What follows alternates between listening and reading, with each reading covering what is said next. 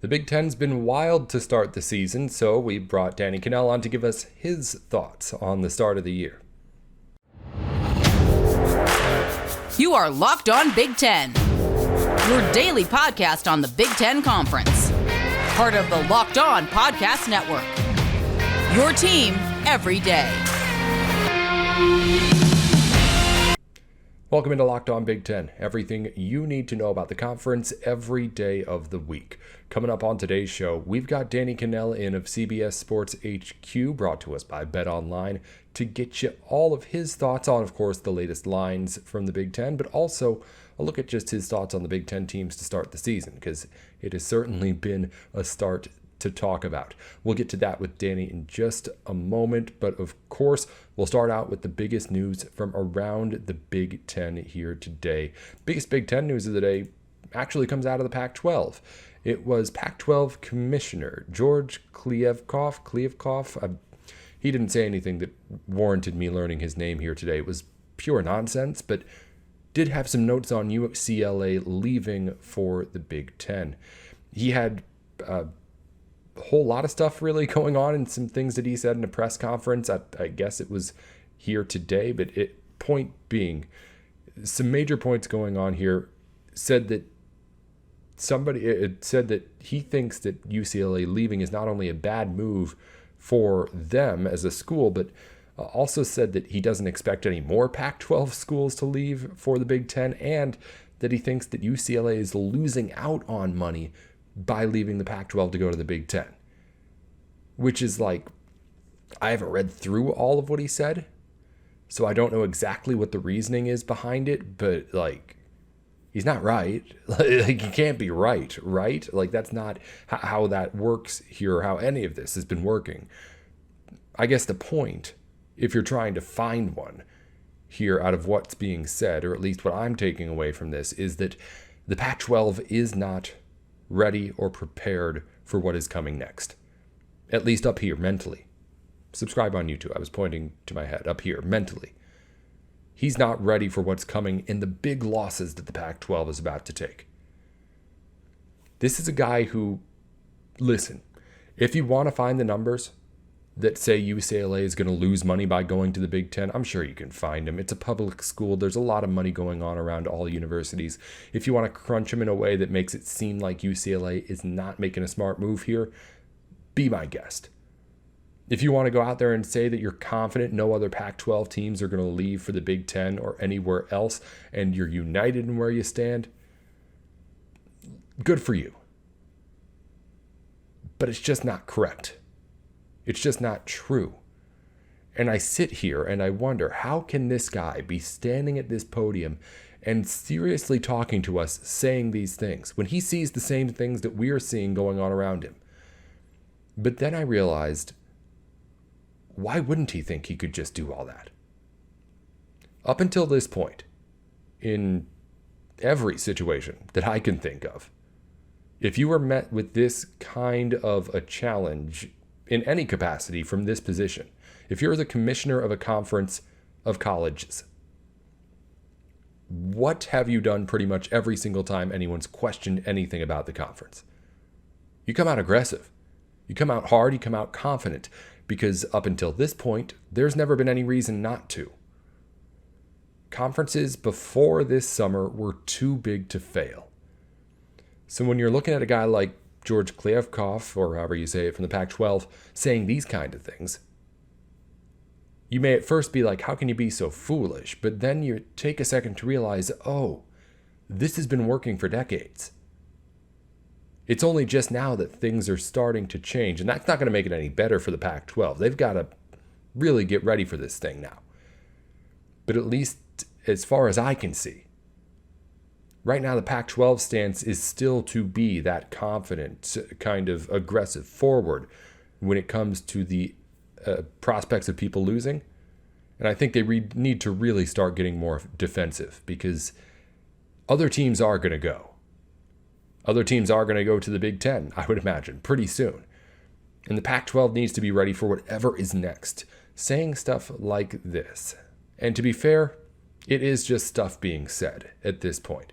But saying the things like this if I'm a fan of this conference, makes me think that, okay, well, let's just get ready to see where our team's going to end up. Because this is not a move to try and keep the Pac-12 together if he really is believing that he's confident nobody else is leaving. If he's confident that UCLA is making a bad move by going to the Big Ten. That's delusional kind of stuff, if he actually believes it. Because there is no way that that's the case, and I'd be very interested to read all of the reasoning behind it. I guess I will, and I'll see if there's anything more notable to say here on the show tomorrow. But at least as far as things look right now, this is a man clearly desperate to try and keep his conference together, but at the same time, still using the same tactics as when his conference was as strong as all the others. It's not going to work anymore, and I don't know if the Pac-12 has realized that yet.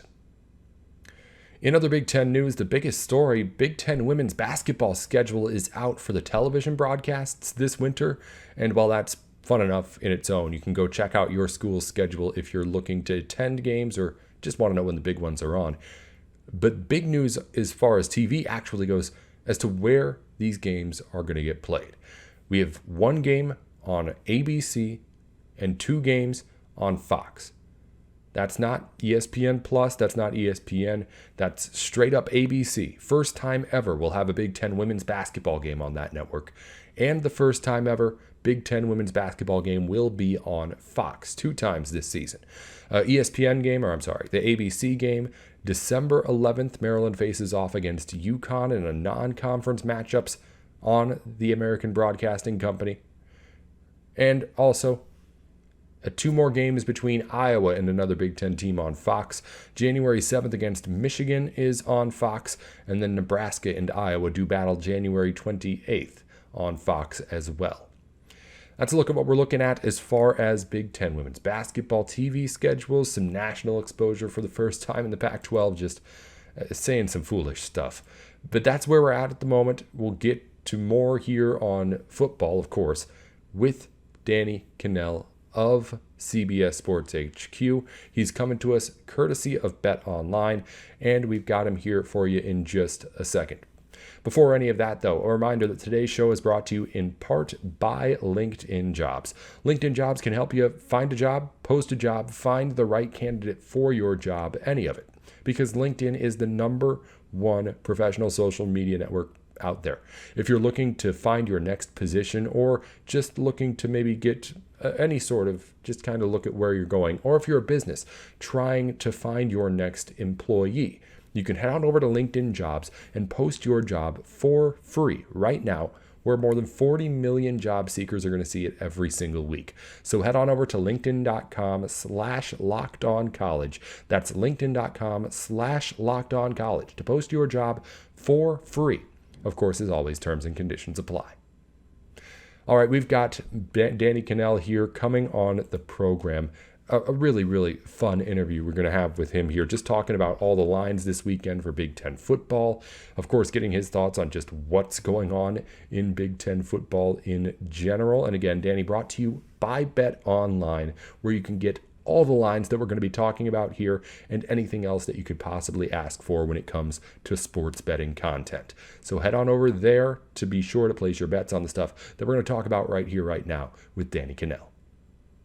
You're tuned in to Locked On Big Ten, everything you need to know about the conference every day of the week. Joined by Danny Kanell, here brought to you by Bet Online. I'm Nate Dickinson. We're coming at you with a look at some of the Big Ten's lines for this week, as well as just some takes on what's been going on with this conference. Danny, it's been a weird start to the season for a Big Ten that's hoping to be really good again, but has not looked all that great top to bottom. What's your takeaway from what we've seen outside of the top of the top, the Michigan, the Ohio State of the Big Ten so far? Sure. It's great to be on with you, Nate. I'm fired up. Talk a little Big Ten football. I think it's early, right? I think we have to kind of wait and see what transpires here on the back end of the season.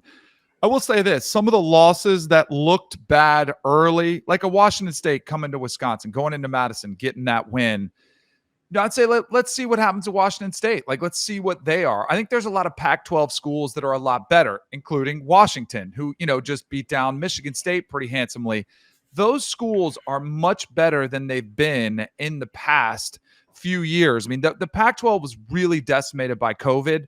They lost essentially an entire year of development. And now I think you're starting to see, after we're further removed from that year, they're starting to become more of the powerhouses that we came to know in the Pac-12. So I don't think the losses are as devastating as you would think. Now, it doesn't help when you have Nebraska struggle and you're having to make a coaching change and they get smoked by Oklahoma.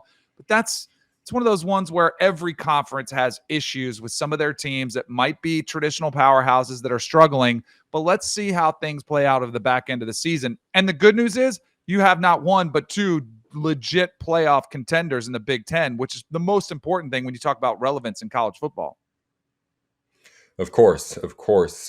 How much do you think, or how big do you think the gap is between those two teams and where everyone else is at right now?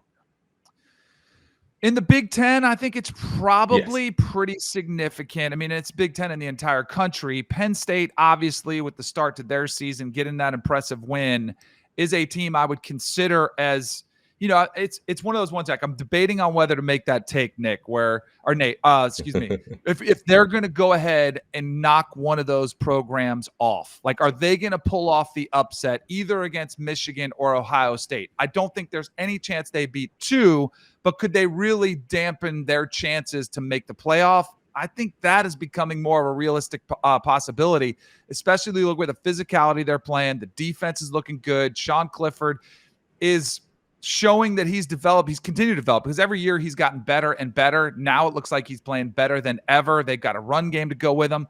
So I think I'm buying more into Penn State could potentially, play that role, like throw a wrench into the playoff plans of either Michigan or Ohio State.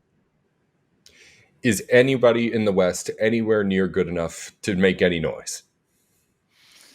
Ooh, anybody in the West? Let's see, Nate. Anybody at all? Just one. I would say, I'm not still ready. I mean, you'll find out a lot about this weekend. I would say Minnesota's a team that was a trendy pick. I mean, the West we knew it was going to be competitive coming in, right? There was no lock to win the division. I'd say Minnesota still has the best possibility. They are 3-0. They've got a big monster matchup this weekend where we'll find out a lot about them as well as their opponent in Michigan State. And it's a tremendous opportunity for them to kind of step up into the driver's seat of that one. So I think PJ Fleck's squad is playing really good right now. I know they had the receiver to Altman Bell, so we'll see what kind of impact that has on the offense. But I still like the Gophers as that team that kind of can at least avoid that conversation, which I've seen some float around, not in the Big Ten parts, but say, oh, is this the worst division in college football? I'm not willing to go there yet, and I think it's way too early for that type of take. Well, that's what it's been so far, though. It's just Minnesota isn't a team that's proven it yet. They just haven't really messed up so far. And as far as the Big Ten West goes, that's really all you need to be. You mentioned the matchup this weekend. One of the two big Big Ten games that we've got coming up on this slate, Michigan State against Minnesota. It's at Michigan State, but Minnesota comes in as the favorite here. Do you think the Gophers are the better team? I don't. I actually love the home dog here in Michigan State. I was just telling you how much better I think Washington is. Now, that loss might not have looked pretty, but I think this is time for Mel Tucker to come back and prove. What did he say after the game? He said, I was a horse bleep coach in that game. And I love the fact that he took ownership of it, but I still think Sparty's going to get the best of this game at home. And you give me 3 points to go along with it, I'll go ahead and jump over that all day long. And I think Peyton Thorne will be fine. I trust this team. Seattle, by the way, is one of the more hostile environments in the entire country to try to go play in. So I think this is a little bit of an overreaction to that loss against Washington. So I'm going to go ahead and take Michigan State here in those points as the home dog. Minnesota's been solid early this season, but I think Michigan State has been tested by their opponents clearly more than New Mexico State, Western Illinois, and Colorado, who's probably on the verge of firing their coach, Carl Durrell. So I think Michigan State tested. It might not have passed the test, but at least they've been tested by tougher opponents so far. More with Danny coming up in just a second. A reminder that he is brought to you by Bet Online here today. Bet Online is the place to go for any of your sports gambling needs. Whether you want to actually get the money in on the games with the most odds, lines, and props on anything that you could possibly want to find, or if you're looking to just learn a little more about how this all works, or just if you're more advanced, find the latest movements on lines and things like that through the week, Bet Online can be a one-stop shop for you. I know if you're into this, you probably go to a whole bunch of different sites to get all sorts of different knowledge, but you can find it all in one place and make things a lot easier with Bet Online, where the game starts. Danny Cannell with us here, brought to you by Bet Online. Let's talk about some of those lines here. Again, anything you hear on the show, you can play along with us at Bet Online if you want to get in on the action. Danny, you mentioned one of the biggest games of the weekend in the Big Ten is Michigan State against Minnesota. It's right now Minnesota going in as the favorite on the road, though, despite having never been ranked. They still have an unblemished record, and the line setters, at least right now, are respecting that. Do you? No, I like Sparta here playing at home. I like the home dog. I think this is an overreaction to what we saw in Washington. And earlier in the show, Nate, we were talking about Washington being a much better team with Kalen DeBoer matching up with his quarterback that he had from the Big Ten, Michael Penix, who just really, I think, surprised Michigan State in that game. Now it's a get-right game. I think you'll get Michigan State's best fight here, and I think you'll get their best performance. I mean, Mel Tucker, after that game, what did he say? He said, I was a horse bleep coach in that one. Now he's got, I'm sure some of that frustration was taken out on his staff and the players this week. They'll be prepped and ready to go. I wouldn't even hate it if you took Michigan State to win the game outright. No, I think it's going to be a close game. Whichever side you like, you should probably just take straight up money line on it. May not be the same for the Ohio State game against Wisconsin. Spread's at 19 points right now at Bet Online, Danny. It's been this way for every Ohio State football game for the past few years, just about. But Buckeyes coming here again as big favorites, and I don't have any reason to think they're not going to blow the doors off Wisconsin. I don't know if it gets to 19, but I'm not seeing this one being very close.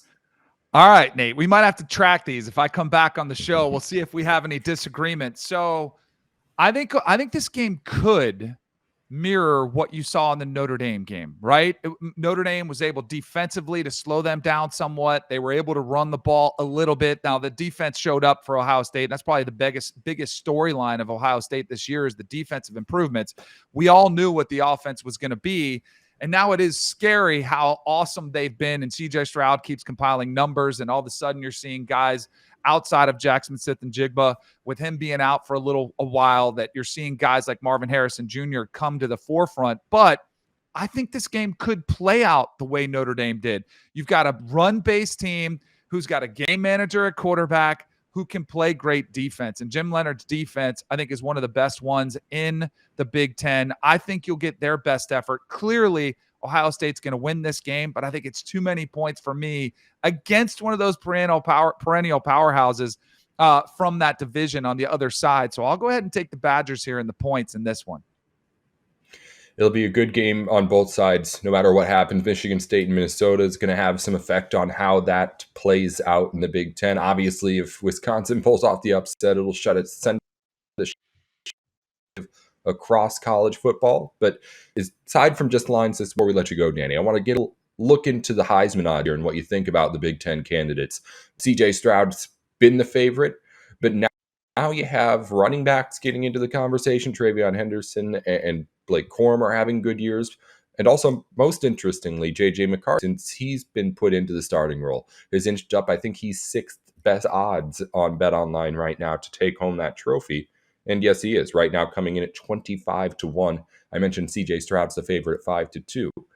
Are there any Big Ten players you think could sneak in and win that award other than what, of course, the favorite has in C.J. Stroud? I think J.J. McCarthy is a name to keep an eye on. I really do. And even without, starting the first game, losing stats that might put them up there, I think the way he plays, and he's going to have a massive opportunity as the underdog in Columbus during that rivalry game, where if he somehow pulls off that upset, man, I think you would see him vault right to the top of that. Michigan schedule 8 home games, another fairly easy game this week against Maryland.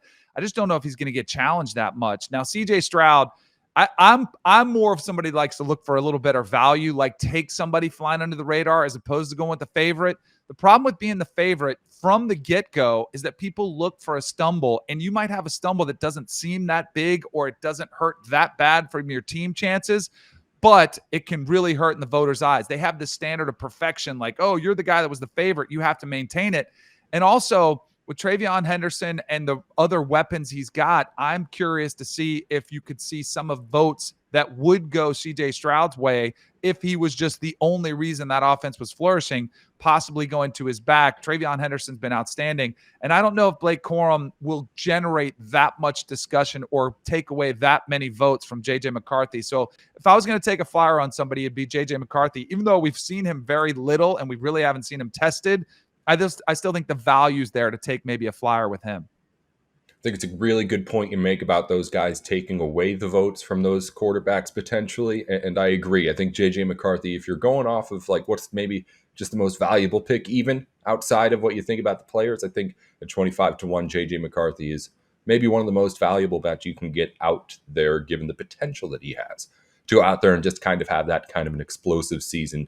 And the storyline is already lined up for him. We know that. All right, Danny Cannell here, brought to you by Bet Online, coming on to give us some of his thoughts here. We'll hopefully have you back on soon to chat some more, as I know there'll be some more going on in the Big Ten to chat about. Danny, thanks for taking a couple of minutes here to talk to us. Go ahead and let anybody know where they can get a hold of you and what they can be looking at from you if they want to before you leave us. Sure. You can find most of my work at CBS Sports HQ, CBS Sports Network. And of course, I got the radio shows on Sirius XM. You can pretty much find those anywhere. Nate, I hope that I get back on. And if we do, I want you to remember that Wisconsin-Ohio State game. You got the Buckeyes. I got the Badgers. We'll see what happens and we'll remember it. All right. We got a spreadsheet going. We've been keeping track of such things with the people we have on the show. So we'll definitely get you on there and see how you do. Thanks again, Danny. We'll talk to you soon. You got it, Nate. See ya.